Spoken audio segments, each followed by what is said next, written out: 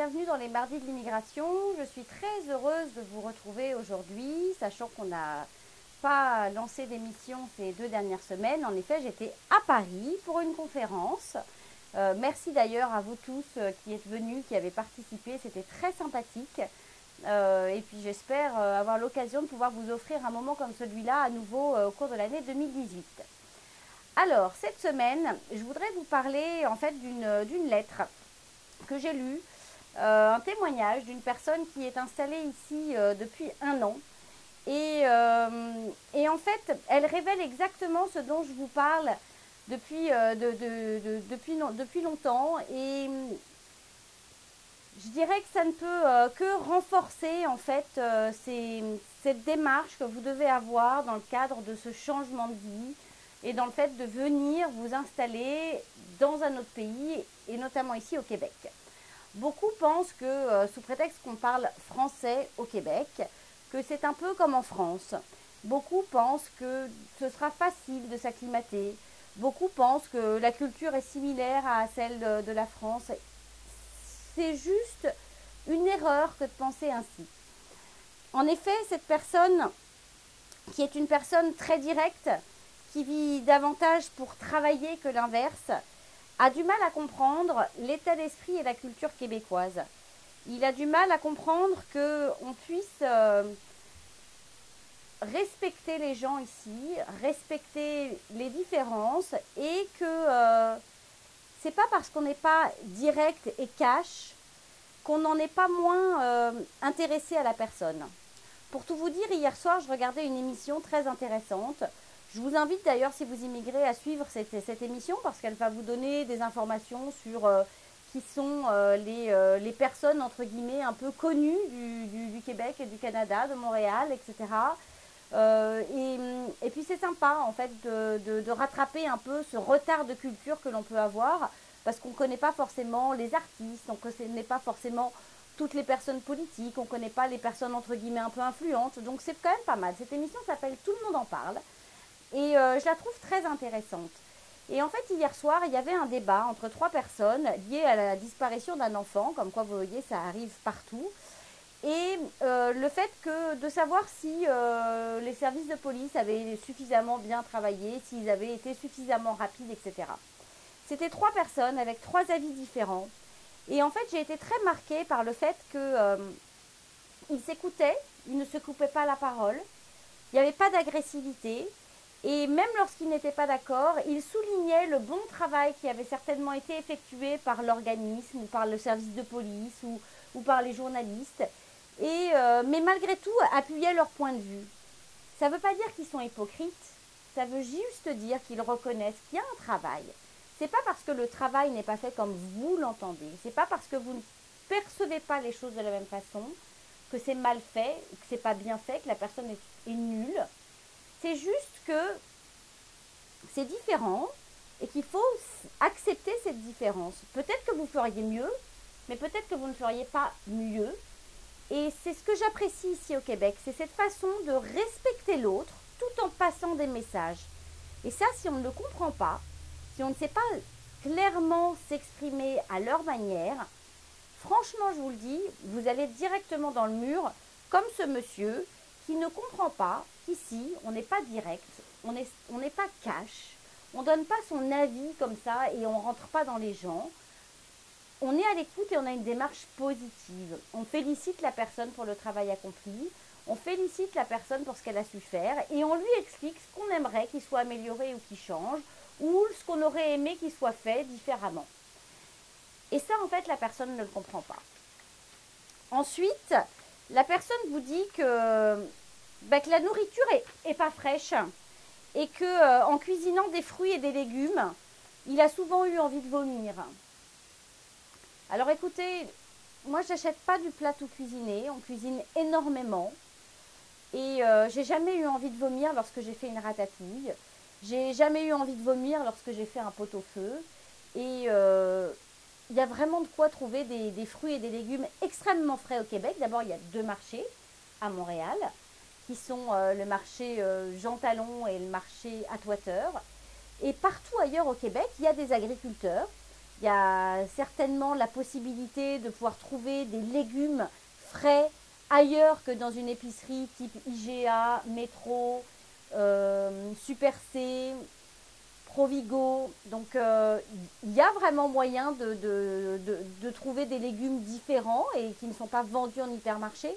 De là à dire que ça fait vomir, c'est un peu choquant en fait.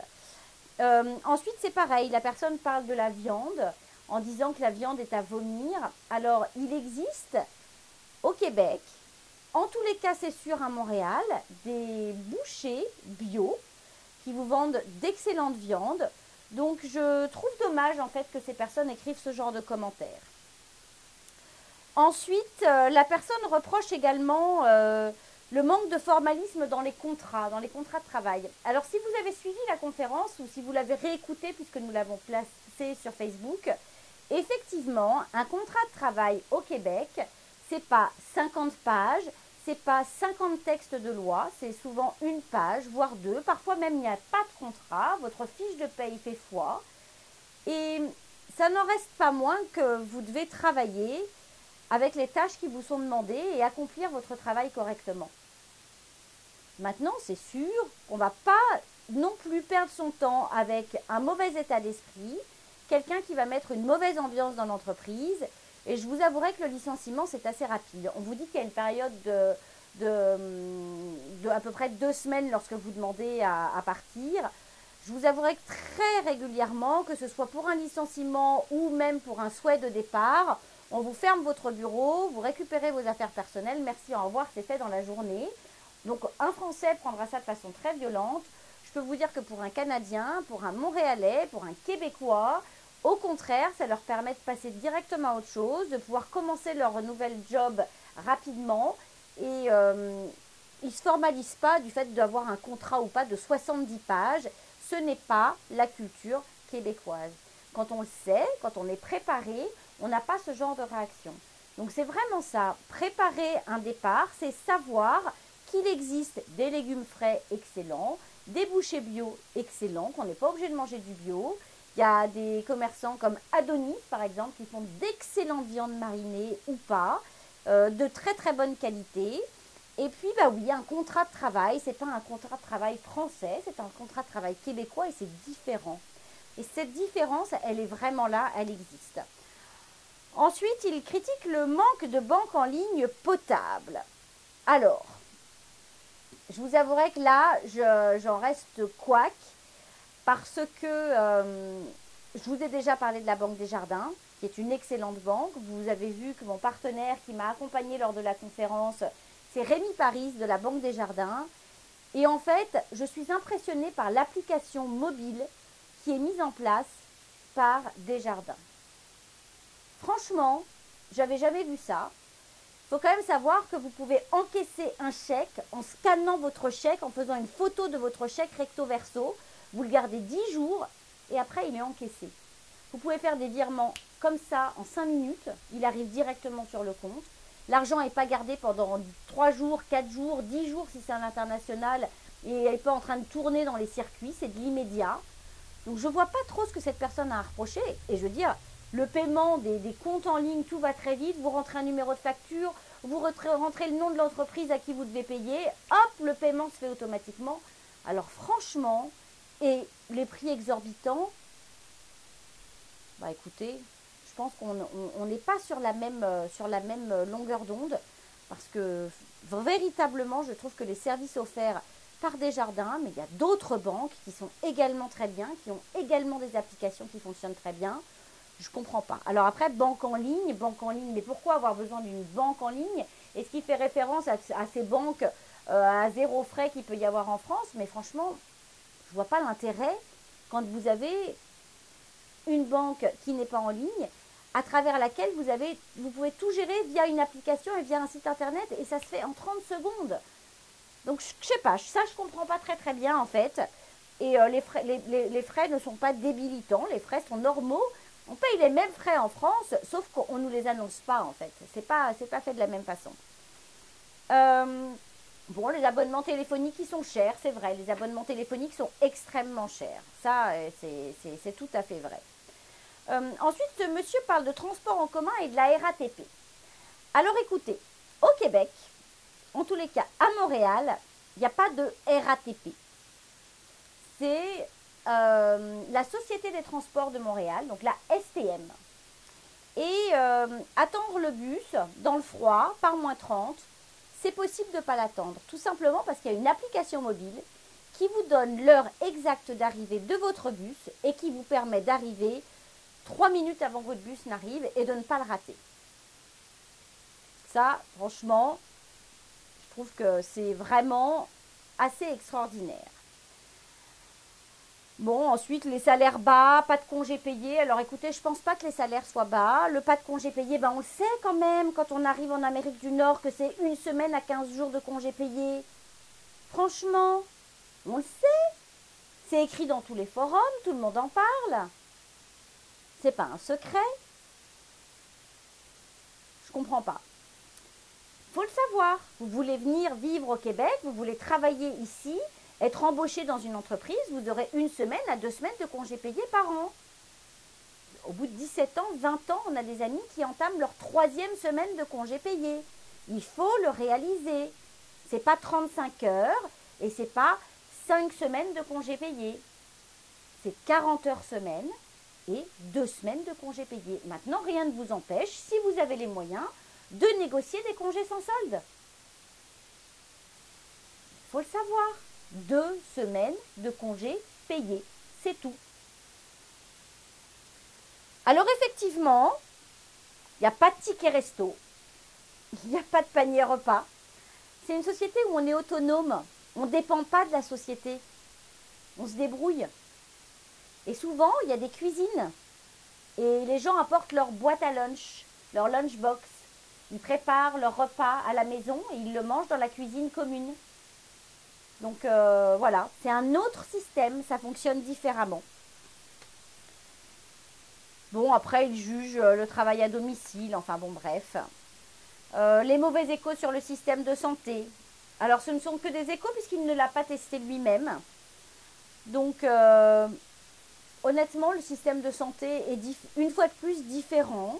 Les urgences restent des urgences. Le tri aux urgences se fait plutôt bien. Vous avez pu entendre différents témoignages de personnes qui ont eu affaire aux urgences et qui vous disent que ça s'est bien passé. Maintenant, c'est comme partout. Je veux dire, les médecins, les infirmières restent des humains.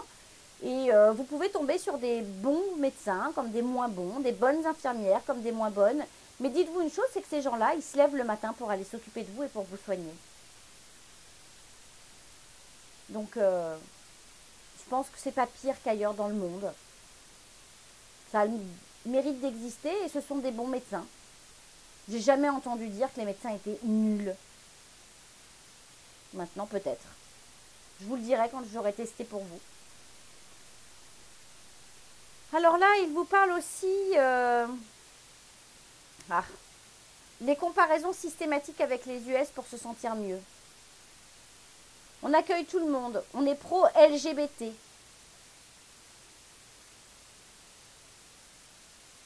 Il dit, tout semble être bien américanisé ici. Alors oui, nous sommes en Amérique du Nord. Nous ne sommes pas en Europe. Nous sommes sur le continent américain. Le Canada a sa frontière avec les États-Unis. Oui, nous sommes en Amérique du Nord, je vous le confirme. Ce n'est pas une culture européenne et encore moins une culture française. Il a un sentiment d'hypocrisie sur la langue française, ce monsieur. Il faut défendre la langue, mais on se fiche de comment on l'écrit. Je m'en fiche un peu de l'écrit, mais le double discours me dérange. Oh my God. Alors écoutez, quand on est capable de critiquer la langue française au Québec à ce point-là,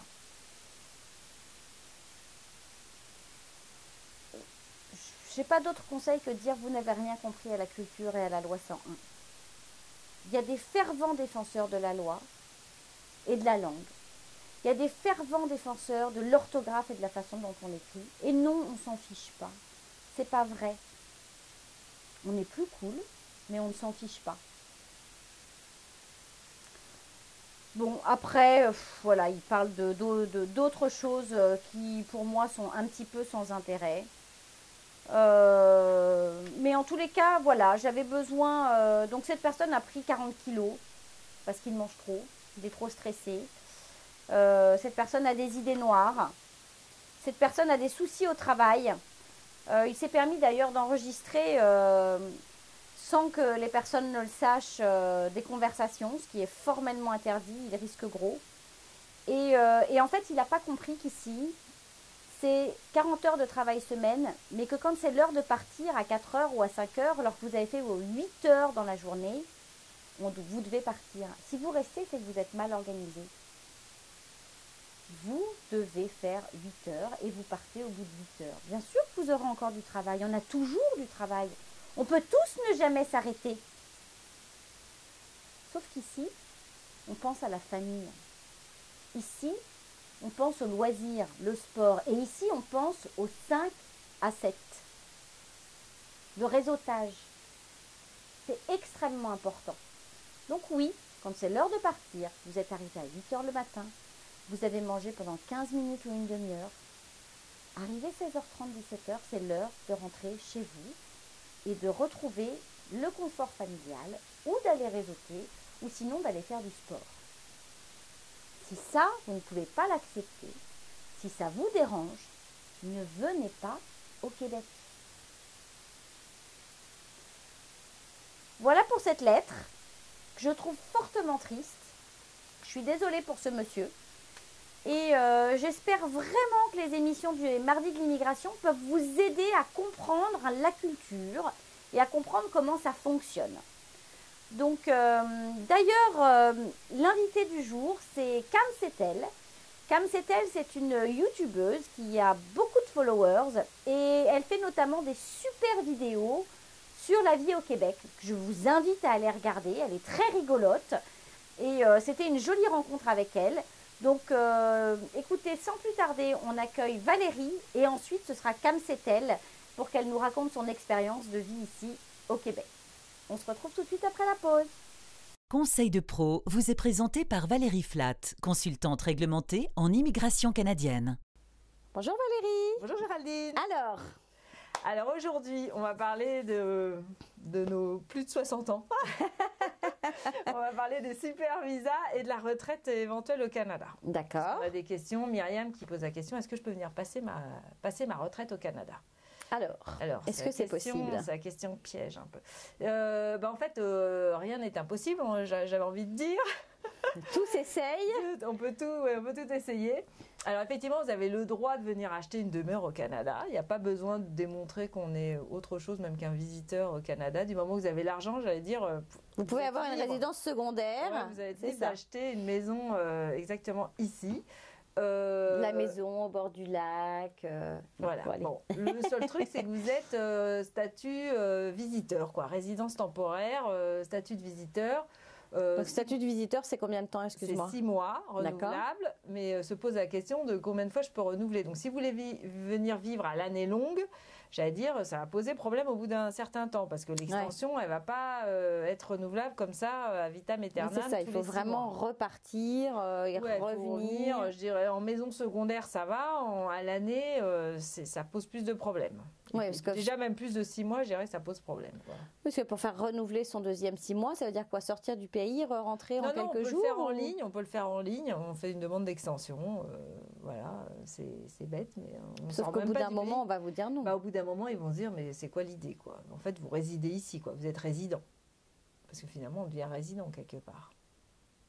Et donc là, après, ils refusent. Alors, il y a quand même le moyen, j'allais dire, si vous avez les moyens, il y a quand même le visa d'investisseur, dont on a parlé il y a de ça un mois, là. Si vous avez 1 600 000 j'allais dire euros, pas du tout, dollars en avoir, d'accord. Et ben vous pouvez venir en tant qu'investisseur. Et du coup... passer votre retraite ici. Et passer votre retraite ici, exactement. Donc oui, c'est ça. Donc il faut retourner voir l'émission sur les investisseurs. Mais effectivement. Ouais, alors là, le programme se ferme là, le 31 mars. Donc c'est un peu juste, mais il va rouvrir en 2018 à un moment. Généralement, il rouvre en mai. Et il y a un quota, hein, c'est ça ? Il est hors quota pour les francophones. Oh, bah c'est génial. Oui, donc c'est hors quota pour les francophones, donc il n'y a pas de problème. Bon, il y a, par contre, allez revoir l'émission parce qu'il y a tout un système faut passer par un courtier. Oui, complètement. On n'est pas obligé de mettre son argent, on peut juste demander un prêt, payer juste les intérêts pour ne pas avoir à débloquer son argent Ça coûte, en France. Ça voilà. coûte en gros, puis ça va augmenter. Là, on m'a dit que ça allait augmenter quand ils allaient le rouvrir, mais en gros, on m'a dit 240 000 dollars. D'accord. Voilà. En pouvant faire la preuve qu'on a 1 600 000 d'avoir, c'est les biens immobiliers, l'argent de côté, des actions, enfin voilà quoi, payer de l'argent. Voilà, et donc ça c'est pas mal quand même parce que du coup vous êtes tranquille, vous avez encore vos avoirs là. Bon, c'est sûr, vous avez payé 250 $. Mais 250 000 dollars, je sais plus, genre 250 000 $, mais voilà, vous avez un choix. Qu'on peut payer sous forme de prêt. En fait, on le paye. Là, c'est plus sous forme de prêt. Il faut les payer là d'un coup net. Mais par contre, on ne mobilise pas ces 800 000 $. Qu'on devrait sinon mobiliser ici à 0% d'intérêt. Pendant 5 ans. Pendant 5 ans. Donc c'est l'un ou l'autre. Ou on mobilise 800 000 $ et à zéro, et du coup, voilà, faut vendre ses biens parfois en France pour pouvoir mobiliser 800 000 $ ici. Ou alors on se dit, non, je ne vais pas tout vendre, je garde en France, ça me fait un revenu, parce que parfois on a déjà des biens immobiliers qui rapportent. On laisse ça, et puis d'un autre côté, je paye 250 000 $, et puis, d'accord. Et puis je viens en tant que résident. Ah, mais là, c'est la porte royale, quoi. Bon, donc voilà, donc ça c'est pour ceux qui voudraient prendre faire leur une retraite au Canada. Ouais. Bon, par contre, si vous avez les enfants ici, d'accord. Là, du coup, là oui, parce que il y a le super visa dont on parlait la semaine dernière. D'accord. Le super visa, ça permet, si vous avez des enfants ici, d'appliquer à un visa de touriste, mais qui vous permet les 2 premières années, le premier séjour, les 2 premières années, de venir de ne pas se poser de questions sur son statut, quoi. On est visiteur pendant 2 ans, pas besoin de demander d'extension. On ne peut pas travailler, on est d'accord. On ne peut pas travailler, mais au moins on a un statut et puis on peut acheter une maison. On peut, comme on a une fiche de visiteur pour 2 ans, on peut ouvrir un compte en banque. On a plus de possibilités. Mais qu'est-ce qui se passe au bout de 2 ans? Alors au bout de 2 ans, généralement, on redemande une extension, quoi. On demande des extensions, puis comme ils ont déjà approuvé le premier super visa, généralement ils sont assez flexibles. Surtout que quand on a des enfants, généralement on se met dans le bassin pour la résidence permanente des parents, le regroupement familial dont on a parlé aussi la semaine dernière, mais avec les enfants. Et là, du coup, ils savent très bien que c'est une loterie et qu'il y a une chance sur 10, on va dire, que vous soyez prise. Donc, ils savent très bien que vous êtes là parce que vous vouliez passer du temps auprès de vos enfants.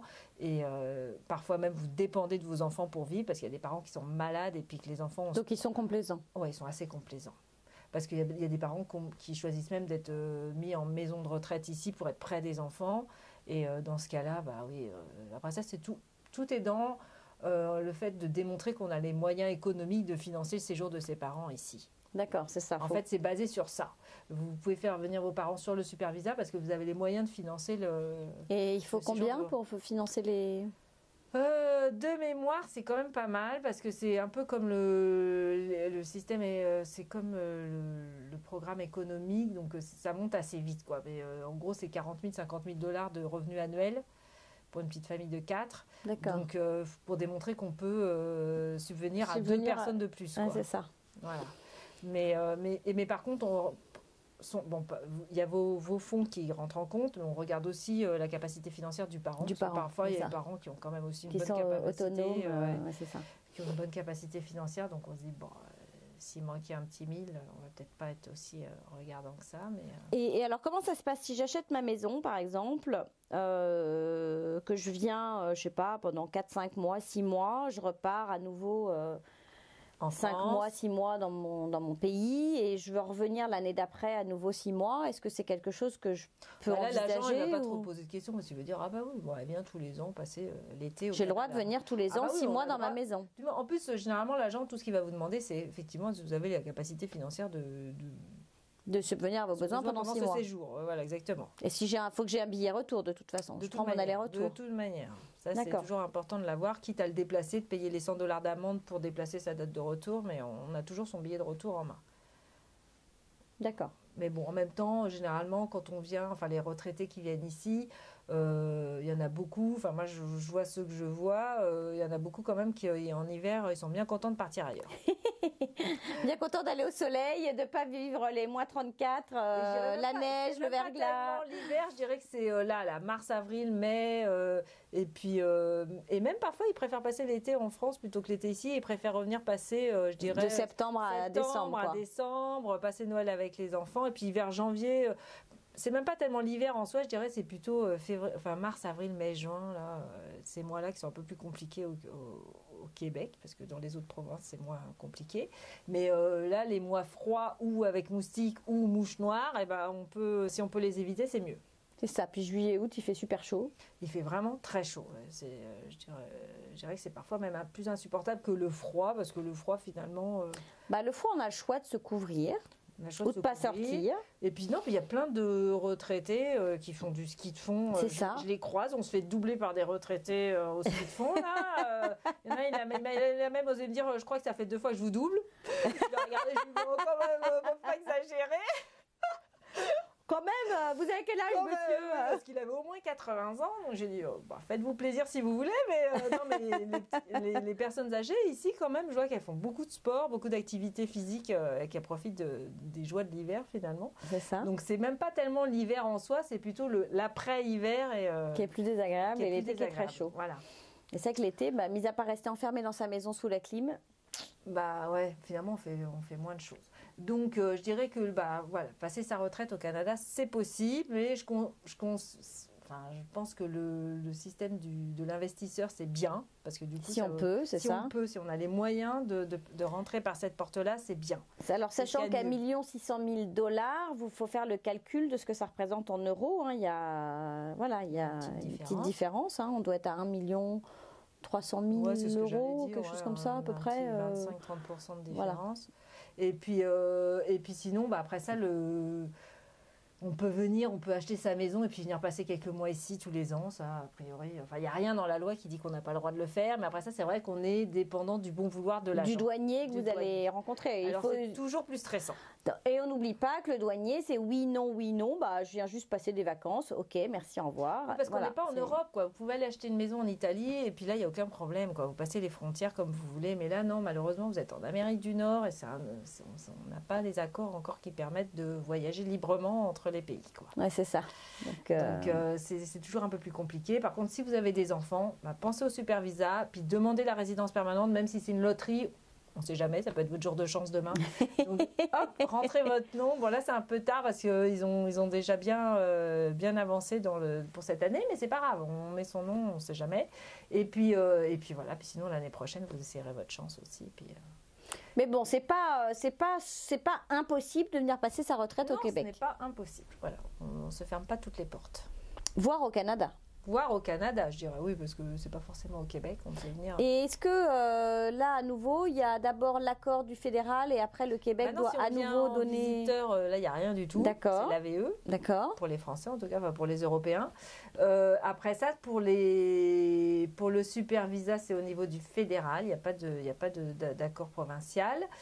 Et par contre, la résidence permanente, oui, là, il y aura une partie Québec. Si vous venez vivre au Québec, il y aura toujours la demande d'engagement. On verra si la famille a les moyens de supporter les nouveaux membres de la famille qui viennent s'incorporer. Avec le super visa. Bon, ouais. Écoute... Enfin, le super visa ou la demande de résidence permanente pour les parents. D'accord, demande de résidence permanente. Donc là, c'est quoi? C'est comme un rapprochement familial? C'est exactement, c'est le rapprochement familial. D'accord. Mais pour les parents. Bon, donc il y a vraiment des possibilités. De toute façon, c'est ce qu'on... il faut essayer, c'est ça, pour les plus de 60 ans. De toute Encore façon, qu'il y a des parents jeunes. Hein. Il y a des parents jeunes, il y a des parents qui ont 50 ans puis qui se font parrainer par leurs enfants. Ouais. Ouais, c'est vrai. Non, mais je pense qu'il faut... Voilà, c'est l'immigration, ça se tente. Il y a des astuces, on va dire, des moyens. Il y a des moyens. Ouais, c'est ça. Il faut essayer de jongler avec tout ça, là, puis essayer de voir où est-ce qu'on peut tirer parti, puis dans quel cas de figure on tombe. C'est ça, dans quelle case on est et comment ça peut se passer. Et donc, une fois de plus, vous pouvez le faire tout seul. Ça vous demande de la lecture. Passez par Valérie qui peut vous aider à trouver des idées. Voilà, et puis, voir avec vous, quel cas de figure sera le plus simple, en tout cas dans votre situation personnelle. Et puis On est là pour vous aider. Hein. Bah voilà, c'est ça. Bon, bah écoute Valérie, merci pour ce sujet. Merci à Myriam pour cette question. On espère qu'on y aura répondu du mieux qu'on pouvait. Voilà. Et puis bah écoute, on se retrouve la semaine prochaine. Et nous, on se retrouve après la pause. La parole est à vous. Vous est présentée par Du Côté de Montréal, partenaire de votre immigration. Bonjour Camille. Bonjour Géraldine. Bienvenue. Merci. Merci d'avoir accepté cette invitation et de participer à l'émission. Ça fait plaisir. Alors écoute, si tu pouvais te présenter, puisque Camille est une youtubeuse, c'est ça, oui. En plus d'autres choses.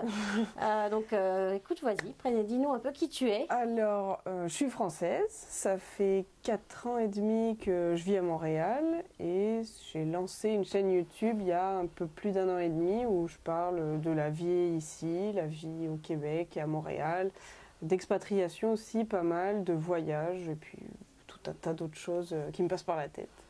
Voilà, et donc suivi par 23 000, c'est ouais, ça? Voilà, à peu près 23 000 abonnés. Donc, en 1 an et demi, c'est plutôt pas mal. Et c'est vrai que je dois dire qu'elles sont assez sympathiques et rigolotes, ces petites capsules là. Moi, j'aime bien les regarder. Et puis, j'ai pas mal d'amis qui m'ont envoyé régulièrement en disant regarde ce qu'elle fait, etc. Plutôt des amis anglophones d'ailleurs. Et puis voilà. Et puis Camille me contacte la semaine dernière. Et puis bah voilà, on est ensemble, donc c'est chouette. Donc tu es arrivée il y a un peu plus de 4 ans et demi. Qu'est-ce qui t'a fait en fait choisir Montréal, le Canada? Qu'est-ce qui a lancé cette aventure? Alors, j'aimais bien, j'entendais pas mal parler de ça. J'avais des amis qui hésitaient à faire des PVT, etc. Et je me suis dit, bon, faudrait quand même que je regarde parce que ça a l'air sympa. Et à l'époque, j'étais en couple, on voulait venir, mais mon copain ne pouvait pas faire un PVT. Donc on s'était dit, avant de lancer une résidence qui est quand même chère, etc., puis c'est pas rien, ça prend du temps, on s'était dit, on va aller voir sur place le temps de 2 semaines en vacances, et puis si on aime, on lancera les démarches. On est venu l'été 2012. D'accord. Et moi j'avais adoré. J'étais pour la première fois totalement détendue, je pouvais marcher la tête haute, j'avais pas de stress ni rien. Pas de crotte de chien. C'est ça aussi. Et je me suis dit, j'ai envie d'être comme ça tout le temps. Donc, on est rentrés. Pour plein de raisons, on s'est séparés juste après. Mais bon, dommage. Voilà. Il ne voulait pas venir au Canada. En plus, mais moi je me suis dit, il faut que je reparte. Donc, quand je suis rentrée, j'ai dit à ma meilleure amie, on se sépare, mais moi je repars. Et elle faisait trop rien à ce moment-là, enfin elle changeait de job, je lui ai dit si tu veux, on y va ensemble. Moi. Donc voilà, on est partis toutes les deux 1 an après, dès qu'on a pu, on a lancé nos PVT et à l'époque, nous c'était par papier. Ouais, il n'y avait pas de piochage. C'est ça, nous c'était la dernière année par courrier et ça s'est fait je crois en 57 heures, ils ont fermé les quotas. Donc le tampon de la poste faisait foi de référence. Et je crois qu'ils prenaient les tampons du 7, 8, 9. Waouh! Donc ça a ouvert le 7. Ceux qui ont envoyé le 7, ça a passé. Moi, j'ai envoyé le 8. Ils l'ont reçu. Même s'ils le recevaient après, c'était le tampon du 8 qui fonctionnait. Et ceux du 9 aussi. Donc non, en plus, nos dossiers, vu qu'ils étaient dans la même enveloppe, c'était traité en même temps. Donc on recevait les mails en même temps, etc. Et par chance, on l'a eu. Wow, c'est génial. Donc, ouais. Joli projet qui s'est mis en route. Et donc, vous êtes arrivés toutes les deux à quelle période? Fin août, le 23 août 2013. D'accord. Et c'était quoi votre projet en fait en tant que PVT? Parce que PVT, c'est Programme Vacances Tourisme. C'était travail, pardon. Et c'était plutôt les vacances ou plutôt le travail en fait? Quel était le projet? Alors, elle voulait pas spécialement rester. Son idée, c'était, voilà, on profite 1 an, mais elle savait que moi, je voulais rester.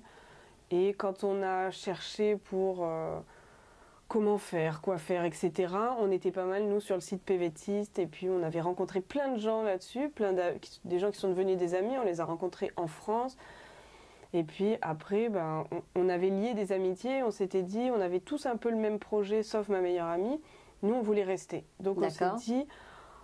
On va faire en sorte de pouvoir rester après. À l'époque, vu que c'était un PVT d'1 an, on pouvait le cumuler avec un jeune pro d'1 an et demi. Donc ce qu'on a fait, c'était faire un road trip tout de suite en arrivant. D'accord. Donc en France, on s'est mis d'accord, on a dit, bon, nous on arrive à telle date.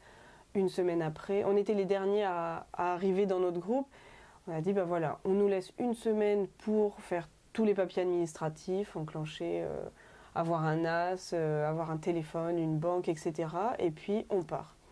Et un travail, pas un travail, un logement. Un logement. Mmh. Donc on a tout préparé en une semaine. Et puis après on est parti et on a fait un road trip en se disant, voilà, on le fait maintenant pour pouvoir après voyager, parce que si on est lié, enfin si on trouve un travail, on ne pourra pas le quitter pour après revenir avoir un jeune pro. Donc on a dit, faut le faire maintenant, sinon on ne le fera jamais. Et pour avoir un jeune pro, il fallait que vous ayez déjà un travail, il fallait avoir travaillé un certain nombre de mois ou d'années, il fallait... faut juste trouver un employeur qui accepte de te prendre sur...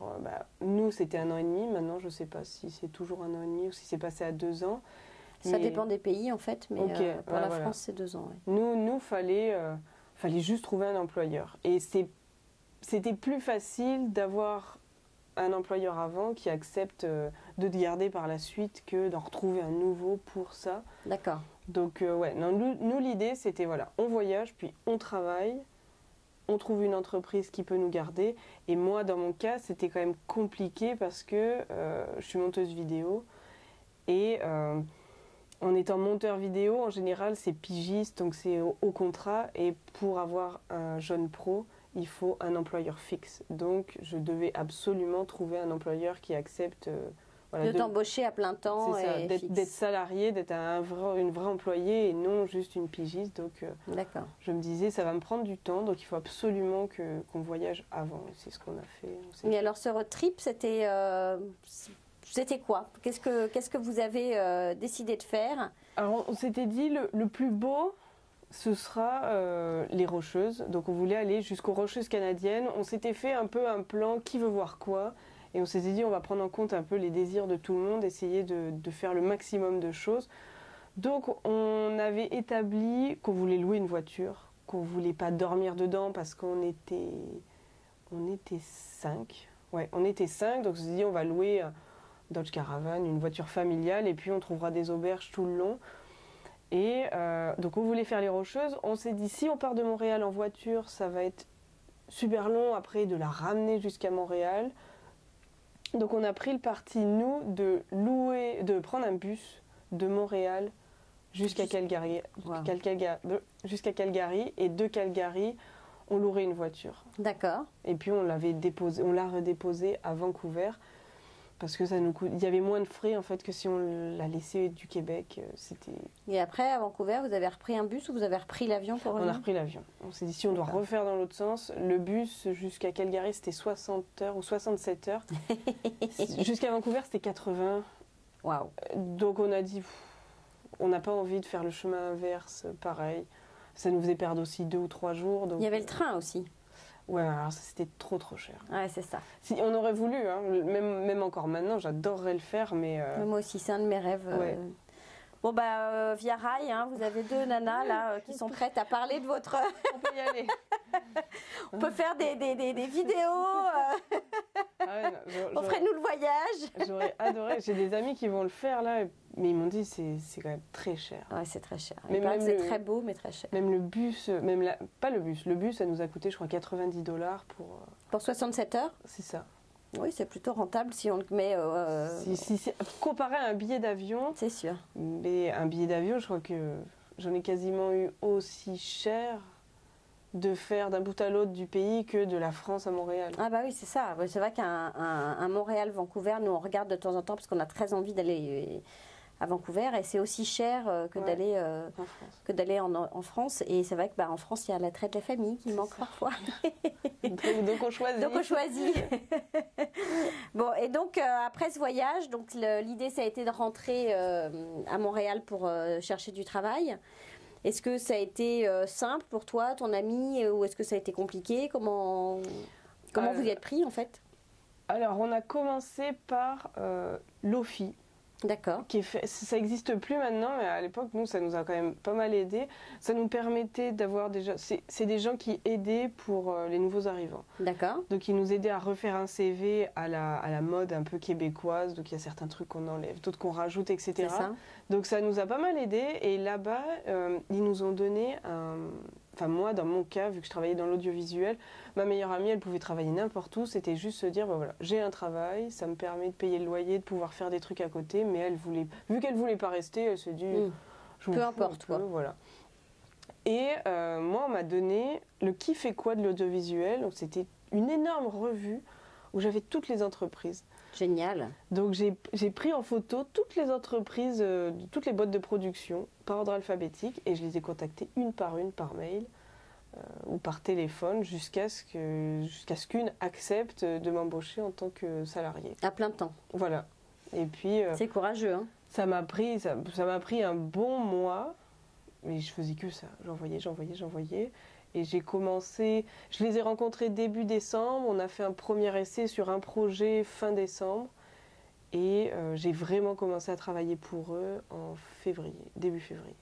Ouais, donc c'est quand même assez rapide malgré le fait que ce soit un domaine un peu plus compliqué et peut-être un peu moins recherché. Et puis c'était une période creuse, l'hiver, dans ces domaines-là, c'est toujours la période où... Ouais, donc tu as eu beaucoup de chance de trouver ça. Ouais, non, j'ai eu énormément de chance. Et l'ambiance au travail, ça a été facile de s'adapter à la culture québécoise, aux écrans qui... Le clavier, voilà. C'est peut-être le plus dur, le clavier qui est à la mode américaine. C'est ça. Même encore maintenant, quand j'en ai un devant moi, je ne sais pas où sont les accents, je suis toujours en train de faire des tests. Oui, alors moi je me rappelle qu'à l'époque où je travaillais dans une entreprise, j'avais imprimé les contrôles alt avec le chiffre ou la lettre qui allait pour pouvoir trouver l'accent. Donc j'étais tout le temps en train de... Bon, c'est pas facile. Ouais, non, mais même maintenant, mon copain vient d'acheter un ordi, puis on est là, mais comment on fait cette touche? Et on ne sait toujours pas. Donc on devrait aller chercher l'équivalent. C'est ça. Mais non, ça s'est bien passé. Moi, c'était une microstructure. On était 4 au début, puis 3 après, en permanent. Et des gens venaient nous aider sur certains projets. Mais donc on était tout petit. Ça allait, j'étais pas forcément à l'aise parce que je travaillais avec des gens un peu spéciaux. Et puis, mine de rien, on te met une certaine pression. Tu as toujours peur, quelque part, de perdre ton emploi parce que si tu le perds, ça remet tous tes visas en jeu. Oui, c'est ça. Là, c'était un visa fermé, donc tu es rattaché à une entreprise. C'est ça.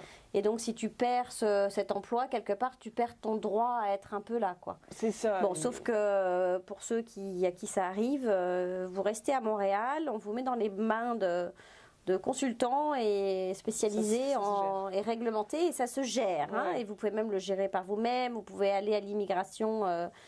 C'est quoi l'adresse? C'est Metro Square Victoria, je crois. Donc, il n'y a pas de panique.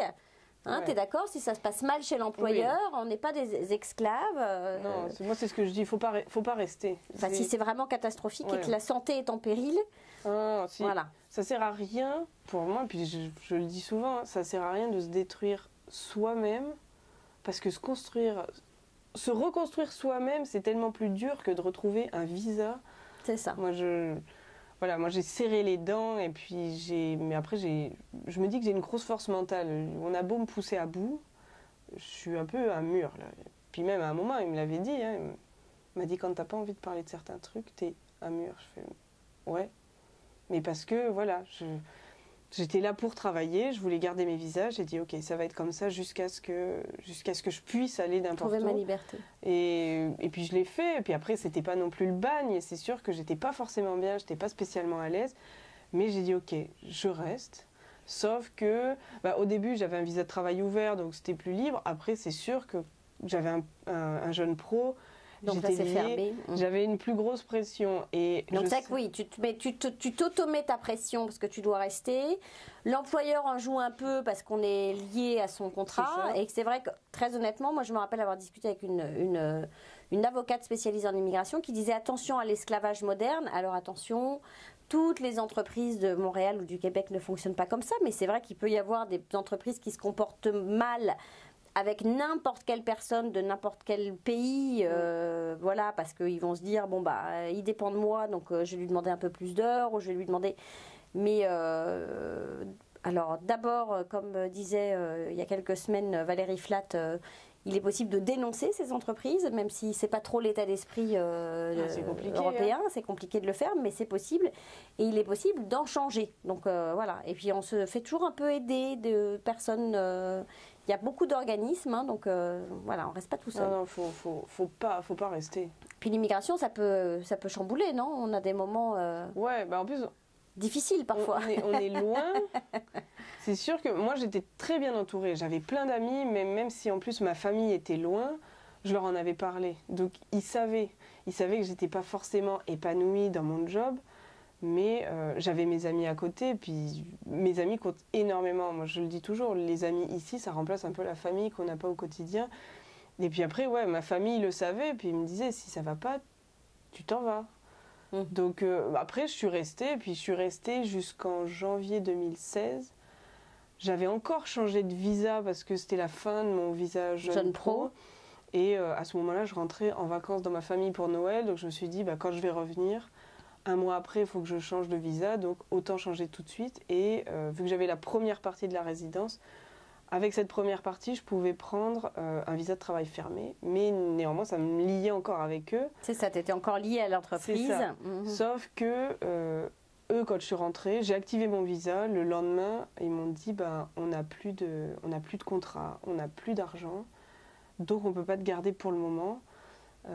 D'accord. Faut que tu attendes que ça revienne. Donc on te met en arrêt. C'est pas un licenciement, c'est juste une pause. Un peu stressant? Oui, très, parce qu'en plus, moi, pour les arranger, j'avais dit, ok, bah, si vous êtes un peu serré, vous me payerez un peu plus tard, etc. Sauf que là, moi, d'un coup, je me retrouvais sans emploi, sans trop d'argent, et je pouvais pas travailler ailleurs parce que j'étais liée avec eux. Oui, c'est ça, tu n'avais pas le droit de forcément travailler. Ou alors entamer des démarches, mais pour quelques mois, parce qu'après, tu avais ta résidence permanente qui arrivait. Puis, il faut arriver quand même à trouver un employeur qui aussi accepte de payer les frais. Nous, on doit en repayer aussi en validant le nouveau visa. Donc, c'était un peu c'était tout. encore... Et puis surtout, dans ma branche, c'était déjà compliqué. Plus après arriver à convaincre un employeur de payer, moi plus devoir faire des frais, et la période en janvier, il n'y a plus rien. C'est mort. Donc je me suis dit, ok, comment je fais? Qu'est-ce que je fais? Déjà, je savais que je pouvais toucher le chômage, vu qu'eux, ils avaient fait en sorte de m'arranger, de me mettre dans une... Vu que c'était pas un licenciement, j'avais le droit au chômage. D'accord. Sauf qu'il fallait que je montre un visa que je venais de rendre 2 jours avant à la douane quand ils m'ont changé mon visa. Tu n'avais plus ton visa. J'avais plus mon visa. On enlève la feuille en fait, on enlève le... Ouais. Et puis ils remettent à nouveau. Et moi j'ai rendu mon jeune pro et j'avais jamais fait de copie de celui-là. J'avais fait une copie de celui d'avant, mais pas celui-là. Et je me suis dit, mais je fais quoi? Alors maintenant je le dis à tout le monde, faites des copies. Faites 1 million de copies. J'en fais partout. Moi j'en fais des papiers, je me les envoie par mail au cas où je perds tous mes papiers. Je me les envoie, j'ai un Dropbox sur internet où je fais 15 000 copies maintenant parce que je veux plus jamais que ça m'arrive. Et j'ai galéré peut-être 1 mois à arriver à trouver une copie parce que je savais que la RAMQ, quand on vient faire le dossier, ils scannent. Je les ai harcelés pendant des jours et des jours jusqu'à ce qu'ils me donnent mon papier parce que la dame du chômage m'a dit, si j'ai pas ton papier d'ici 10 jours, c'est mort. C'est foutu. Waouh. Et je me suis dit, si j'ai pas mon papier, j'ai plus d'argent, je dois rentrer en France. Et j'avais pas du tout envie à ce moment-là, donc je me suis dit, il faut absolument que je trouve une solution. Donc j'ai pas arrêté. J'ai pas arrêté de les appeler jusqu'à ce qu'ils finissent. Ils m'avaient dit, faites une demande papier. J'ai fait la demande papier. Et au bout d'un moment, on a fini par accepter de me l'envoyer. En même temps, j'avais fait une demande à l'immigration. Je pense que j'ai tout reçu en même temps, mais une dame de la RAMQ a accepté de me le faxer. Et je l'ai faxé directement à la dame qui gérait mon chômage. J'ai tout eu d'un coup, alors que ça faisait 1 mois qu'ils auraient pu me le régler simplement. Alors qu'ils l'avaient et que c'était simple de faire un envoyé. Mais il y avait une procédure. Voilà. Puis ils l'ont quand même respecté, mais ça a été beaucoup de stress. Et je devais attendre ma résidence en plus, qui est arrivée en fin mai, début juin. Et alors, est-ce que la prochaine étape, c'est la citoyenneté ou bien pour l'instant, tu sais pas trop Si. Je trouve ça chouette d'avoir les deux passeports, etc. Puis même, je compte pas partir, donc... t'es bien ici. Voilà, je me dis, ce sera aussi, pas des soucis, mais des trucs à se rappeler, parce que la résidence, c'est aussi un certain nombre d'années, il faut penser à la refaire. Et je me souviens qu'avant d'arriver ici, j'étais tombée sur un article d'un monsieur qui était portugais, qui avait monté sa société, qui avait plein d'employés, toute une famille ici, 4 enfants, et qui avait oublié de réactualiser sa résidence permanente. Et en fait, il a dû être expulsé du pays parce que, voilà, il avait monté une société illégalement, il avait employé des gens illégalement, et il a été expulsé alors qu'il avait sa femme qui était québécoise, ses enfants. Et pile au moment où moi je cherchais à venir ici, j'entends parler de cette histoire, je me suis dit, ok, dès que je peux faire ma nationalité. Alors qu'en fait, il avait juste oublié et que c'était pas illégal quand il avait... Oh, le pauvre. Donc, oui. je sais pas comment ça s'est fini son histoire, mais je me suis dit, moi, dès que je peux... En fait, à chaque fois, dès que je peux, je vais plus loin dans la procédure pour être tranquille et plus c'est ça, avoir en à me soucier de sécurité. ça. Ouais, ça, je comprends. Et alors, il y a pas mal de journaux ces derniers temps, sans les citer, mais qui parlent de la difficile intégration des Français au Québec ou des Français à Montréal ou et le fait qu'on vive entre nous, qu'on se côtoie entre nous, que nous sommes bien incapables de nous intégrer. Qu'est-ce que tu en penses, toi, de ce genre de choses? Qu'est-ce que j'en pense? Je ne pense pas grand-chose. Je trouve que c'est faire une généralité énorme. Voilà, c'est comme quand on dit que tous les Français vivent sur le plateau.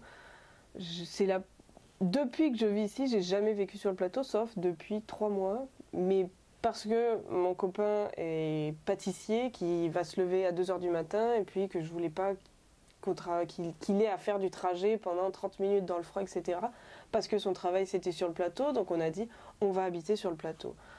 Donc quand on me dit ça à chaque fois, je me dis, bon... C'est un peu stéréotypé. Voilà, c'est un gros stéréotype. Après, c'est sûr, il y a plein de Français sur le plateau, mais alors...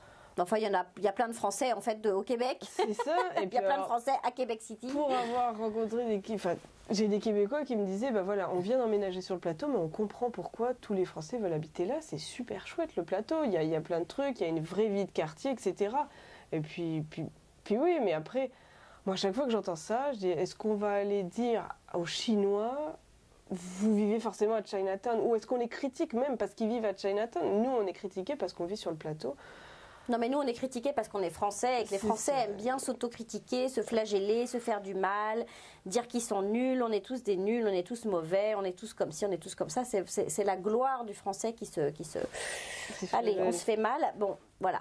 Sauf que c'est vrai qu'effectivement, il y a Chinatown, il y a Little Italy, que le Canada est un pays qui prône le communautarisme et qui, quand il va faire la promotion du Canada en France, va forcément parler, quand il parle du Québec, du plateau, parce qu'ils savent qu'il y a des Français là et qu'ils sont habitués à ce que les gens vivent au sein de leur communauté. Donc c'est vrai qu'ils font cette promotion et que moi-même, la première fois que j'ai dit que j'allais venir passer des vacances à Montréal, des amis, tous mes amis m'ont dit « Oh, va sur le plateau, tu vas voir, va sur le plateau, va sur le plateau ».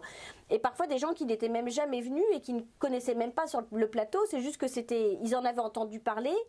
Parce qu'on a tendance à vouloir rassembler les gens par communauté, parce qu'on sait qu'une personne va justement mieux s'intégrer si elle est entourée des personnes de sa communauté et si elle a l'entraide de sa communauté, alors que c'est plus difficile parfois de sortir encore plus de sa zone de confort et d'aller se mettre au milieu de personnes qui ne vont pas forcément avoir la même culture. Donc l'immigration étant déjà un peu parfois périlleuse et compliquée. Même si ça se passe très bien, par moments on peut vivre des choses compliquées, donc c'est vrai que c'est rassurant. Tu t'es quand même fait des amis québécois, tu as quand même des... Oui, je pense qu'on s'en fait, à mon avis, plus facilement quand on est étudiant. Je pense que c'est le truc vrai. Le plus simple, parce que moi, des amis qui sont venus faire leurs études ici, voilà. Pendant l'école, ils ont rencontré plein de gens, etc. Donc, ils ont un gros cercle d'amis québécois. Après, je pense que de base, on s'en fait... oui, on en trouve, c'est facile. En travaillant. C'est ça. Déjà, quand on travaille, sauf si on travaille dans une entreprise où il n'y a que des Français, mais ça, quand même, c'est rare. on en rencontre forcément. Moi, j'étais la seule Française. Bon, ok, on était 3-4, mais...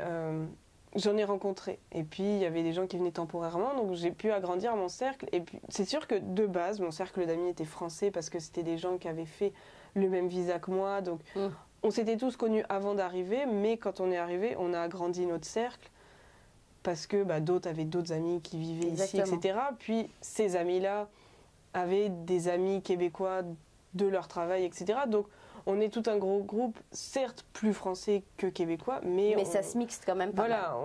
On le mixe et puis tout se passe bien. Puis c'est facile de rencontrer des Québécois, de parler avec eux dans des bars, à des soirées, dans la rue. Oui. Des fois, j'ai des amis, ils sortent fumer à un bar et pouf, t'échanges une cigarette et hop, tu discutes, oh, ça fait combien de temps que t'es là? Et puis c'est avec des Québécois, et c'est ça. ils posent des questions, ils s'intéressent, donc non, c'est super facile. Et alors, qu'est-ce que tu conseillerais en fait à des jeunes comme toi qui envisagent de venir s'installer au Canada ou de venir s'installer au Québec? Alors, on fait un peu cette différence enfin, on aurait envie de parler du Canada, mais les Québécois nous font comprendre qu'on est au Québec avant d'être au Canada. Voilà, il y a un peu le Québec, c'est un peu à part au Canada parce qu'ils parlent. Je sais pas en fait si dans les autres provinces du Canada, ils ont tendance à dire on est en Ontario ou on est au New Brunswick, ou comme ici on parlerait du Québec comme si c'était un pays, alors qu'en fait c'est une province d'un pays. Ça m'étonnerait qu'il y ait cette désignation un peu partout. C'est un peu lié à la loi 101 et aux Français et à la volonté d'avoir été un pays à un certain moment d'ailleurs. C'est ça. Moi je le vois, même dans mes vidéos, je suis toujours un peu partagée entre dire Canada ou Québec. Canada, Québec, ou même des fois on me dit, quand je cite des choses, on me dit bah non, ça c'est même pas le Québec, c'est Montréal. Et, très... Parce que pour plein de gens, ils vont dire bah non. Ouais, est-ce que tu vis là, tu le vis exclusivement à Montréal, tu ne le vivras pas à Québec City, ou tu le vivras pas. J'en ai un qui me disait à Montréal, c'est pas le Québec, c'est pas des vrais Québécois qui vivent à Montréal. Des fois j'entends ça, mais même la semaine dernière, j'ai pris un café avec une Québécoise et puis on en discutait, elle me disait, elle était de Québec, et elle dit mais même moi, je viens à Montréal, on se moque de mon accent ou de certaines expressions ou de mots que je dis. Par exemple, ici, on va dire le bus. À Québec, ils disent la bus. Oui, alors moi, mes enfants disent quand même que quand on parle d'une ligne, par exemple, moi, je vais dire... Alors, attends, moi, je vais dire, tu prends la 14, parce que c'est la ligne 14. Et lui, il va me dire, non, on dit, tu prends le 14, je crois. Peut-être c'est le parce bus. que c'est le bus 14. Ouais. Et donc, bon, je sais pas, je crois que c'est quelque chose comme ça, mais effectivement, oui, de toute façon, il y a des... Eux, ils l'ont mis au féminin, la bus. Mais à Québec, alors qu'ici, non. Mais il y a plein de différences, comme ici, on fait la file d'attente pour monter dans le bus, à Québec, pas du tout. Ah, c'est vrai? Ouais. Ah non, pas du tout à Québec. Ah, c'est marrant, ça. Donc justement, elle me disait, ta vidéo me fait énormément rire. J'ai une vidéo qui a été énormément vue, c'est la plus vue. Ouais, France versus Québec. Non, c'était les choses à éviter de faire quand on vient au Québec. Oui. Et il y en a qui se sentent un peu agressés, ce que je trouve dommage. Et en plus, moi... surtout que c'est plutôt fait gentiment. C'est sur le ton de l'humour, en plus. Bon, après, il y a des gens qui se sentent agressés. Oui, de toute façon, toujours. Moi aussi, je suis sûre que dans tout ce que je dis, il y a des gens qui n'aiment pas du tout. Et je m'en excuse si je me... Je pense qu'après, quand on me connaît ou quoi, on sait que je fais toujours ça de façon très bienveillante. Mais voilà, ils se sentent agressés, puis ils me le disent. C'est pas au Québec, c'est à Montréal, parce que Montréal et le Québec, c'est très différent. Ouais, c'est ça. Et c'est le Québec, c'est pas forcément le Canada. Ils n'aiment pas trop qu'on les englobe. Mais il n'empêche que le Québec reste une province et que le Canada reste le pays duquel cette province dépend. Et c'est vrai que mais après, j'entends, je comprends leurs sentiments. Mais on a le droit de voir les choses un peu différemment aussi et d'avoir des ressentis différents. Mais c'est vrai que c'est souvent difficile quand on veut parler du Canada en général. Et puis c'est vrai que ce qui se passe au Québec se passe pas forcément partout comme ça dans le Canada. Et puis ce qui se passe au Québec ou à Montréal va pas forcément se passer comme ça dans tout le Québec. Donc voilà, donc c'est vrai qu'il faut... Moi je fais attention. En général, j'essaye, mais...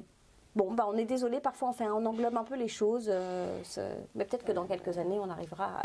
Mais je pense que c'est un peu partout, même en France, où on a tendance à faire des généralités. Sur Paris ou Lyon. Voilà, c'est ça. Mais c'est vrai.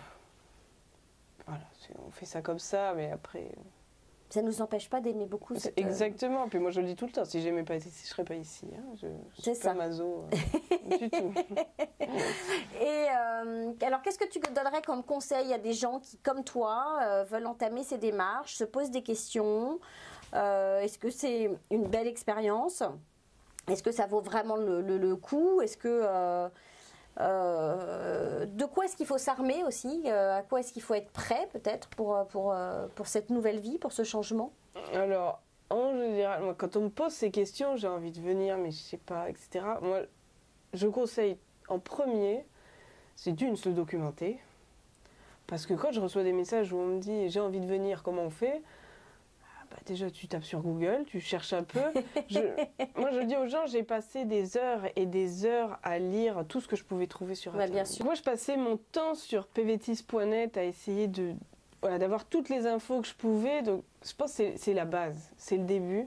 Après, ce que j'ai tendance à conseiller, c'est de venir voir. Ouais, faire un voyage. Venir juste, voilà. Voire deux. Un l'été, un l'hiver. C'est ça. Et au moins venir, parce que j'en ai connu qui me disaient bah, ça a l'air génial, ils sont venus. Et puis, ils n'ont pas aimé. Ils n'ont pas aimé. Puis ils se sont dit mais pourquoi j'ai fait tout ça? D'autres qui regrettent, etc. Puis moi, j'ai aussi toujours peur, maintenant que je fais ça, pas que je vends le Québec et le Canada, mais maintenant que je fais des vidéos et puis que je montre à quel point j'aime ça, mais parce que c'est mon ressenti. Donc je leur dis, vous aimerez peut-être pas. Ouais, c'est ça. J'ai toujours peur qu'on me dise, oui, t'as montré que ça, et puis au final, bah... C'est ça. Bah, en même temps, c'est vrai qu'il y a des côtés négatifs, certainement. Enfin, moi, je l'ai... Comme partout. Mais c'est comme partout dans le monde, et c'est toujours ce que je dis, c'est que dans la vie, mais que ce soit dans votre emploi, dans votre vie de couple... dans le choix d'un changement de vie, enfin, quelle que soit la vie en général, je pense qu'il y a une balance. Et puis, bah, il faut qu'il y ait un bon équilibre entre les pour et les contre. Parfois, les pour sont un petit peu au-dessus et tant mieux. Mais quand les contre commencent à vraiment peser lourd et puis qu'ils sont vraiment très présents et qu'il n'y a plus de plaisir, soit on arrive à retrouver un équilibre, soit dans ces cas-là, effectivement, on change tout. Et puis c'est pas parce qu'on est ici qu'on peut pas repartir. Alors c'est vrai que parfois, certains repartiront un peu piteux. Certains journalistes disent que 80% des Français qui viennent ici repartent. Je ne sais pas si ce chiffre est vraiment juste, mais en tous les cas, voilà, je pense que je suis d'accord avec toi, c'est pas fait pour plaire à tout le monde, mais malgré tout, ça reste une belle expérience. Ça permet de se connaître aussi soi-même et de se retrouver seul parfois face à soi-même. Moi, je pense que ça m'a fait grandir. Je sais pas que j'étais très casanière, mais ouais, j'aime mon cocon, mais comme je l'aime ici, mais puis je me suis refait de nouveaux amis, etc. Mais bah c'est... On sort de sa zone de confort. Ouais, on sort carrément là, pour dire. Elle est loin. Mais en même temps, bah voilà, on le fait. Il y en a plein qui me disent c'est super courageux. Moi, je le vois pas comme ça, mais parce que quand je suis venue ici la première fois, pour moi, c'était une évidence qu'il fallait que je revienne. Mais il y a des gens qui n'osent pas. Genre, je reçois tellement de messages de personnes me disant je veux le faire, mais j'ose pas. Il y en a qui me disent ma famille me soutient pas du tout. Bouchez-vous les oreilles. Je parle tout le temps de je sais pas si on peut dire la parabole, mais l'histoire de la grenouille qui voulait gravir une montagne. Et c'est tout un groupe de grenouilles qui veulent gravir une montagne, ils veulent arriver en haut de cette montagne. C'est une course qui est organisée, elles sont pleines à s'inscrire.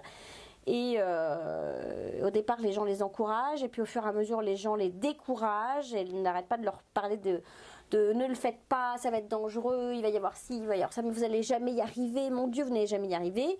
Donc la plupart des grenouilles abandonnent, sauf une qui arrive au sommet, et on lui pose la question, mais comment as-tu fait ? Et en fait, elle est sourde. Oui, c'est... donc voilà, donc vous avez un projet pour venir vous installer au Canada, au Québec, Québec City, Montréal ou ailleurs, les provinces. N'hésitez pas, les provinces embauchent énormément. Bouchez-vous les oreilles. Et puis effectivement, google.ca, si vous voulez pas être sur google.fr, vous aurez accès à plus de sites. Le PVTiste, si vous venez en PVTiste. Du côté de Montréal également. Enfin voilà, il y a quand même pas mal de... Et puis toujours envoyer à Camille éventuellement vos messages aussi via ces... Faut tellement pas écouter les gens. C'est ça. Il y en a plein qui découragent. Moi j'ai eu cette chance où ma famille me soutenait. Puis ils disaient vas-y, on viendra te voir, etc. C'est sûr que ma mère, elle saute pas de joie tout le temps. Elle trouve ça loin, elle trouve ça dur, etc. Mais je reçois tellement de messages de gens qui me disent... L'étape familiale, c'est le plus dur. C'est même ça. Pas... Il y en a qui me disent, bon, quitter mon boulot, etc., ça me fait peur. Je dis, mais après, tu viens, t'aimes pas. Et bien, tu repars. C'est ça.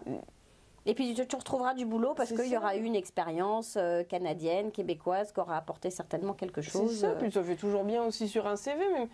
Mais même si on n'aime pas, il ne faut pas voir ça comme un échec.